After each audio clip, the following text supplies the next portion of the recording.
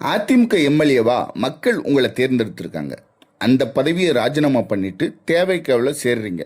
தேவைக்காவின் அடிப்படை உறுப்பினர் இல்லாத நீங்க, தேவைக்காவில் கட்சி பணியாற்றாத நீங்க கட்சியில் சேர்ந்த உடனே உங்களுக்கு கட்சி பதவி திரும்பவும் அதே இடத்தில் வேட்பாளர் அப்படின்னா நீங்கள் எம்எல்ஏ பதவியை ராஜினாமா பண்ணுவதற்கு முன்பாக உங்களிடம் பேச்சுவார்த்தை நடத்தினார்களா இல்லையா? அதுதான் பன்னி பேரம்.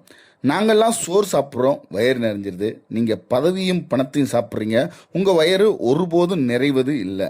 இந்த ஆட்சியில் திமுக இருந்திருந்தா, தேவைக்க தோற்றிருந்தா விஜய் நல்லவர் வல்லவர் அப்படின்னு விஜய் பின்னாடி போயிருப்பீங்களா?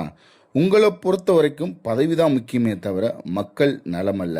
காற்றடிக்கும் திசையெல்லாம் பறக்கும் பதர்களே, 5 வருடத்தை கடப்பது எளிது. நீங்கள் செய்யும் இந்த அரசியல் அசிங்கத்தை ஒருபோதும் கடக்க முடியாது.